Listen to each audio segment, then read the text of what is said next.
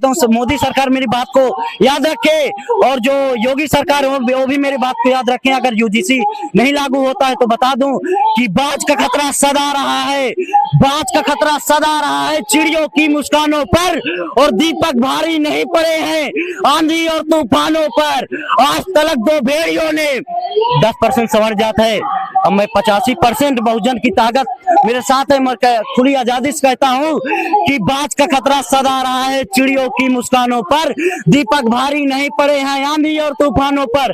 आज तलक दो भेड़ियों ने प्रीत के गीत नहीं गाए, आज तलक दो भेड़ियों ने प्रीत के गीत नहीं गाए, घोर अमावस की रातों से जुगनू जीत नहीं पाए। अरे ताकसूर का ताल ठोक कर सुबह की ओर से जीता है, और सिर्फ कहानी किस्सों में कछुआ खरगोश से जीता है, कछुआ खरगोश से जीता है।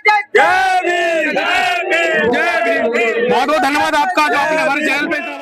आप सभी के लिए जय भीम, जय संविधान। जैसा कि आप सभी को पता है, मेरा नाम सौरभ कुमार। जिस स्थान पर मैं खड़ा हूँ ये स्थान दिल्ली का जंतर मंतर है।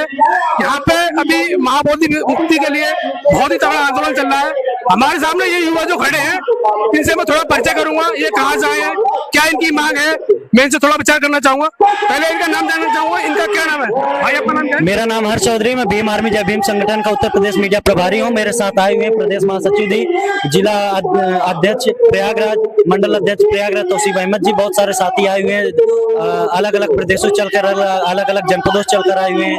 देश के हर कोने कोने से लोग निकल के आए हुए हैं आज इस दिल्ली की पावन धरती पर अपनी आवाज बनने, मान सम्मान स्वाभिमान के लिए। तो आपका जो अभी पूरी टीम हमने जो बताया कि प्रयागराज से हम चल के आए हैं, तो आपका उद्देश्य क्या है? देखिए पत्रकार महोदय जी, पहली बार तो हम सरकार को दिल्ली में आज यह बताने के लिए आए हैं कि जो सरकार एक अंधा कानून को जिस नाम दे दिए हैं स्वर्ण समाज के लोगों ने कि ये अंधा कानून है, तो मैं सरकार को खुली चेतावनी देता हूं कि अगर 10% या 15% के दबाव में आकर अगर माननीय सुप्रीम कोर्ट अगर उसमें स्टे लगा रही है, स्टे लगा दी है, अगर उनके दबाव से आकर 15% लोगों के अगर सरकार उनको रद्द करती है, तो हम सरकार को यह बताने का काम करेंगे, दिल्ली सरकार को यह बताने का काम करेंगे कि उनकी रातों की नींद हराम कर देंगे, उनको सोने नहीं देंगे। और बता दें सरकार को या सरकार को बता दें कि अगर 85% और 90% अगर सड़कों पर उतर जाएगा तो सरकार का जीना हराम कर देंगे। और दूसरी मांगे है कि जो महाबिहार मुक्ति आंदोलन को लेकर हमारे बौद्ध धर्म भाई बहनें आए हुए हैं, बहुत सारी माताएं आई हुई हैं, हमारे राष्ट्रीय अध्यक्ष मंजीत सिंह नौटियाल भी आ रहे हैं। उन्होंने आगाज किया था कि 12 फरवरी को दिल्ली जंतर मंतर में सब लोगों को पहुंचकर एक सरकार को बड़ा संदेश देना है कि हम लोग कमजोर नहीं हैं, हमारे संगठन को कमजोर मत समझिए। सरकार कहीं न कहीं हमको हाउस अरेस्ट करती। मोदी जी, हमको इस बात का गर्व है, अत्यंत गर्व है कि सरकार कहीं न कहीं हमसे डरती है कि अगर भीम आर्मी जय भीम संगठन के योद्धा अगर दिल्ली में उतरेंगे तो नई क्रांति का इतिहास लागू होगा। और तो अभी आपने देखा होगा जो युवा है इनके अंदर कितनी एक जुझारू और एक सहन शक्ति है।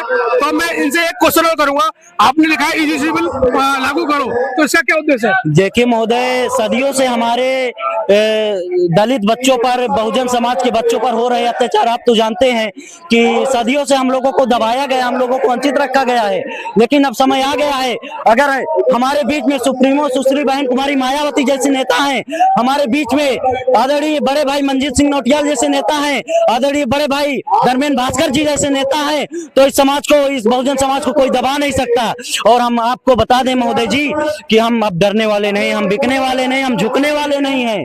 और सरकार को यह बता दें कि जब युवा सड़कों पर निकलता है तो नया इतिहास रचता है। और मैं बता दूं कि जो यूजीसी को लागू कराने का मुख्य उद्देश्य है, उस उद्देश्य को लेकर हम इसलिए आए हैं कि कहीं न कहीं हमारे जो छात्र हैं, छात्राएं, उनको जाति के आधार पर उनको कम नंबर दिया जाता है, और जो हमारे बहुजन समाज के बच्चे हैं, छात्र हैं, वो कहीं न कहीं अच्छी कम मेरिट के हिसाब से उनको कहीं न कहीं कांस्टेबल बना दिया जाता है, उनको कहीं न कहीं होमगार्ड बना दिया जाता है, और स्वर्ण समाज के लोगों को दरोगा बना दिया जाता है, IAS बना दिया जाता है, PCS बना दिया जाता है, मुख्यमंत्री के पद पर कर दिया जाता है।